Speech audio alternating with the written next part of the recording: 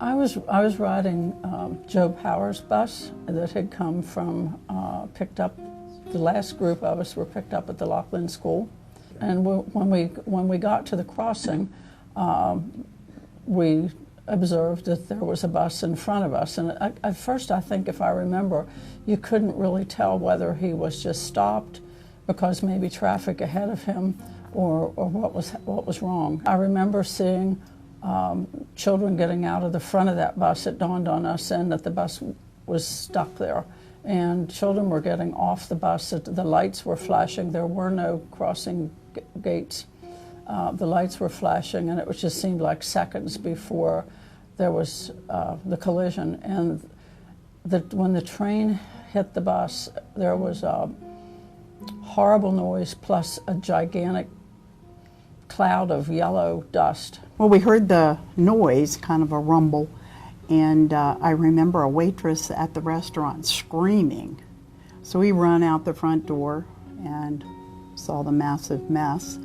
And I can remember school papers flying around all over the place. And one victim in the railroad track right close to the restaurant, and she survived, but and someone tending to her, but the bus was still sort of like smoke around it.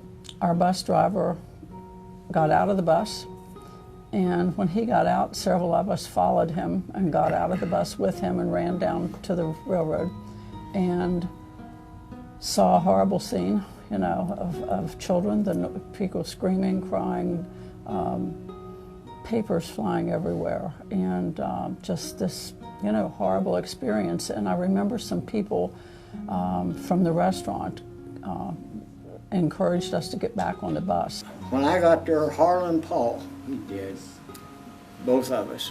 We says, well, what do we do now? There's other people looking at the children. So we decided we'd go on the bus and go through it and see what we could find.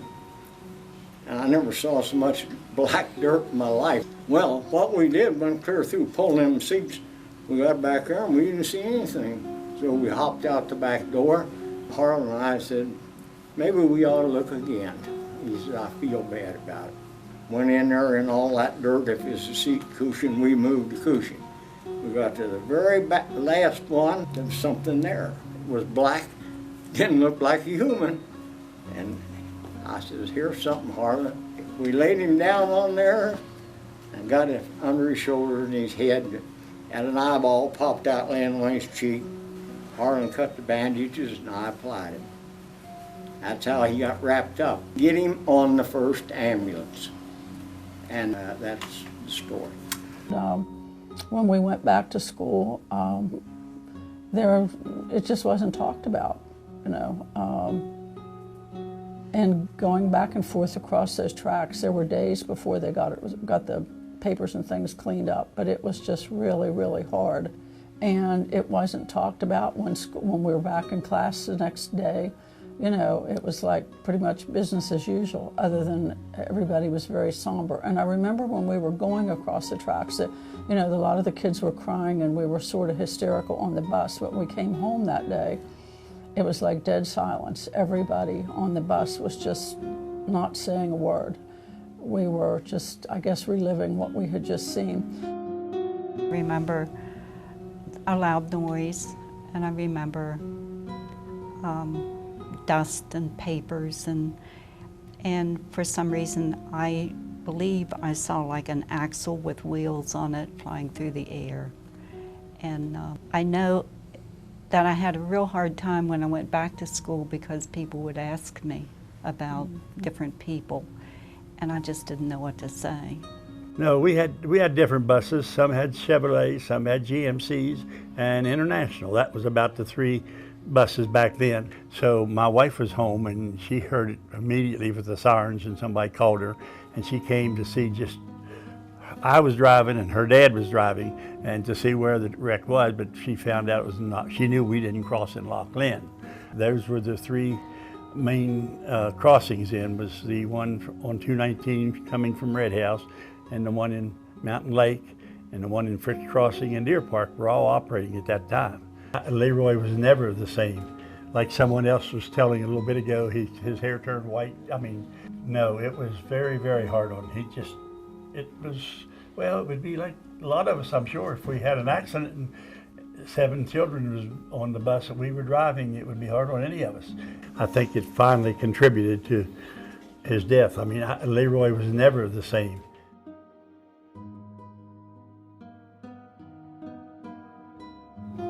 That's the thing that bothers us.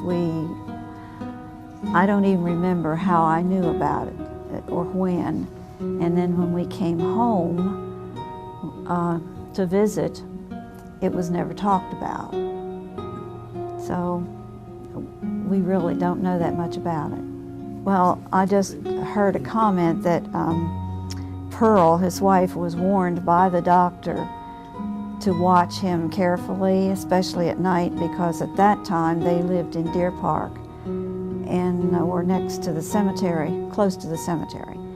And the doctor was afraid that Leroy might go to the cemetery and be in anguish and maybe hurt himself. I had an aunt who said that his hair turned white overnight.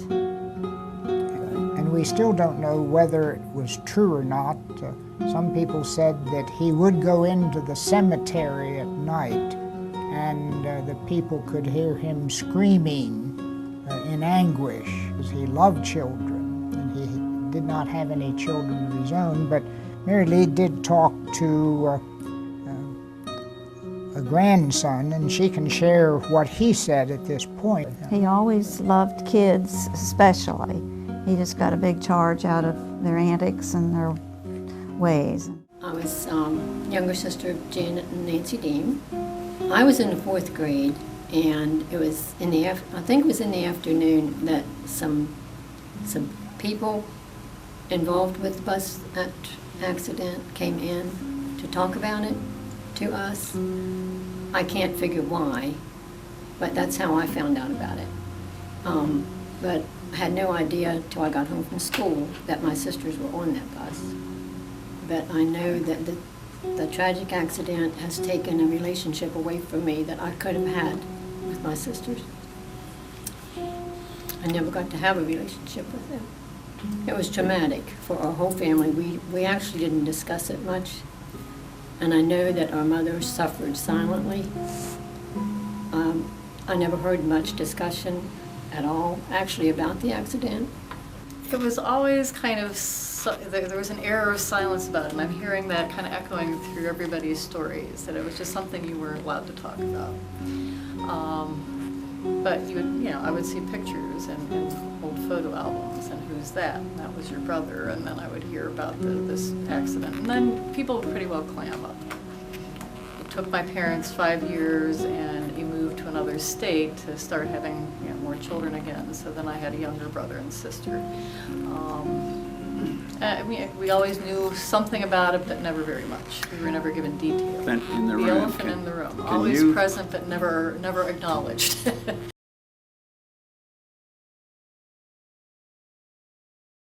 I know that I was there first. I left breakfast at 8:30 and hurried. My wife said I was doing 100 miles an hour on the road. I bet you were. And I don't even remember arriving at the hospital. But I'm sure I was busy and had to triage. All the living children that came to the hospital alive made it. They all lived. Isn't that wonderful? And the 7, I never saw any of the 7 fatally injured kids. I didn't see them. I guess they didn't bring them to the hospital. I was doing private duty on the 3rd floor. I have to tell you, that morning was beautiful. It was so quiet. It was a beautiful morning because I looked out the window, and then all of a sudden, all this commotion started. And of course, then everybody said, "What happened?" And my patient, who was from Carolyn, said, "You are needed. I don't need you. You go down and help." I went downstairs. I don't know who coordinated everything, but my job was to take the parents to the morgue. Oh. The first ones were the two boys, Harvey and Nancy.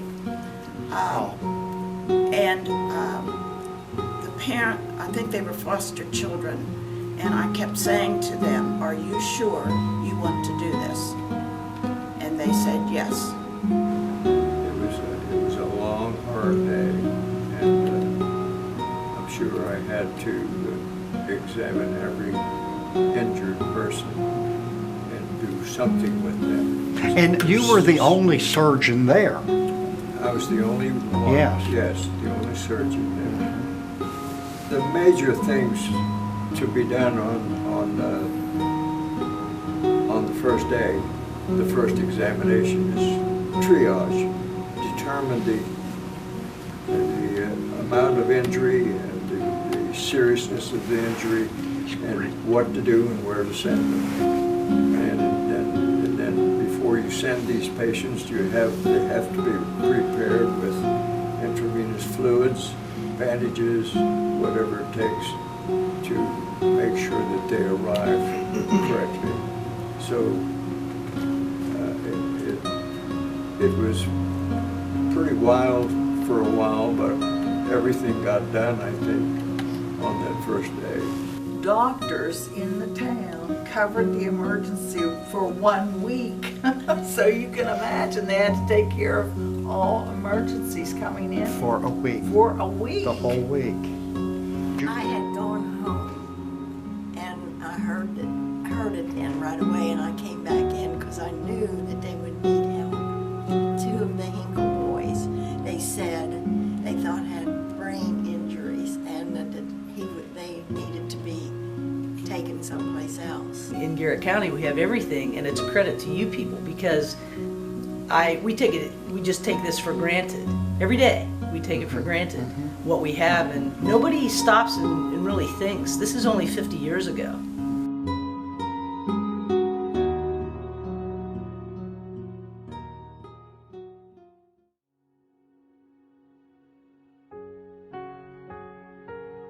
It was a pretty morning, and we rode the bus as usual, and we started across the railroad tracks, and the bus stalled.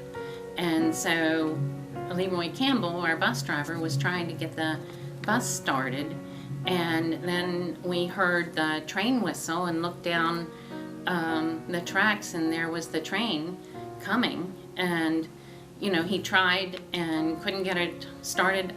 I think he tried to open the back doors and they wouldn't open, but I can't be positive of that.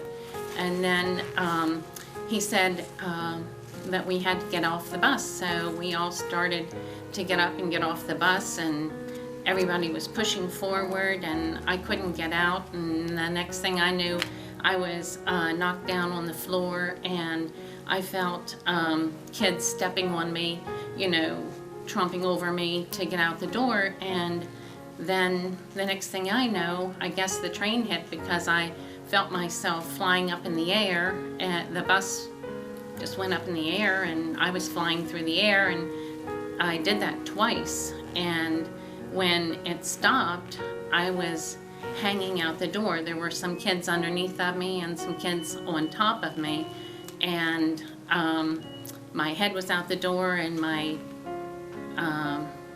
legs were inside the door. And somebody started pulling us out. Of course, everybody was crying and everything, and somebody got a hold of me and pulled me out. I remember, of course, being terrified. I looked up, I saw the train coming, and I thought we ought to be moving, but he was trying to get the bus started, and it wouldn't start. And so eventually, I don't know who started first, but several of us started getting off the bus. I made it to the doorway, I know that, and I think I panicked in the doorway, and maybe it was Roy Dixon that pushed me out, and I landed on the railroad track. And then I remember that Leroy coming back, grabbing me and taking me away from the tracks. They found me down at the Grange, and they had me on a body bag. The plastic bag, and the only way that they knew I was alive, I tried to get up on my elbows. And I remember going to the hospital and waking up in the back of a station wagon going to the hospital. My brother Roy pulled me off the bus. I just remember that. I remember Leroy getting off the bus, trying to wave down the train. That's what he did. Everybody said he got off the bus and did something. He got off the bus and ran around and was waving at the train. It didn't do any good. So he came back and he told everybody to get off the bus. And he was at the bottom of the steps pulling people off and helping them as they got off. And we took off running, and then the train hit, and there was like a mushroom cloud of smoke, and it took it down the tracks. I mean, the bus, it just went screaming down the tracks, and it did not stop until it got to the Grange. I was transferred to Kingwood Hospital and was over there, 3-4 weeks, 5? About 4 or 5 weeks. Yeah. They left me come home because I was homesick. And what did they treat you for? Broken back. Severed Achilles tendon. Severed Achilles tendon, broken shoulder blade, and broken cheekbone. And I was in a body cast for 4 months. Well, when he pulled onto the tracks, the bus did stall, and he did try to get it started. I don't know how long he was trying to get it started. But then when the train, we heard the whistle and the lights began to flash. What I can remember is about the time that the train got to the station there, that he tried to get the kids off and it was just too late. George Perine come and told me, he said that him and another man went through the bus getting all the kids off they could, and they had got everybody off they thought. And then he said, well, I think we need to make one more trip through the bus. And they went back through the bus, and back towards the back, he started moving a couple of things, and he found me clearing underneath the seats and stuff, and he got me off then, or I would still been on there. I had a broken ankle on my right, and my eye was pretty well, this whole side was severed, and I had 3 major operations on that. I remember seeing the train coming and the light of it, and then I must have panicked because I don't remember anything from that point on. But we were taken to Sacred Heart Hospital that day. We were down there for 6 weeks, Jim and I. And I had a compound fracture, both my jaws were broken. Had a compound fracture of my left leg. I had 2 metal objects that went through my right knee, and I ended up with 2 casts all the way up to my hips at that time. And that's the way I was when they brought Jim and I back up to Garrett Memorial. I don't remember going home from there, but I know that Dad had to carry me everywhere we went because of the cast on my legs. He came back to the door and said into the bus, everybody get off. Well, we were all seated until he said that. And when he did, we all panicked, got up trying to get out the front door. We were jammed up in the aisle, pushing, shoving, screaming, yelling, because we knew the train was on the track. And before impact, I looked around and I saw the light, and it looked as big as a sun, and I knew at that moment I would not get off the bus before impact. Then he looked out up the tracks, and he seen the train coming, and he said everybody off, and I never hesitated. I grabbed her by the hand, my sister, and I went off the bus. I got her away from the bus, and some of the others went with me. And then me and my cousin, Vic Irvin, we started back toward the bus to see if we could help get some more of them off. And I was right at the front of the bus when the train hit it. And I see my sister in the doorway, in the doorway of the bus. She was getting ready to get off, that's when the train hit, and I seen her go. I was probably that far from the front of the bus. Well, I mean, there was just a big cloud of dust, and when it settled, you could see the bus down the tracks, wrapped around the pole, and by that time there was so many people there, trying to help out. I mean, I couldn't do anything. I was only 12 years old. I understand that everybody was mad at the B&O Railroad at the time. Because I think it was the engineer's error. He could have seen that bus a long way up them tracks. Every one of the lawsuits that went to trial, I had testified. B&O was at fault. And I was with several of the others. A lot of them, they settled out of court because they found Leroy negligent of some and the B&O negligent of others. Now, Mr. Campbell,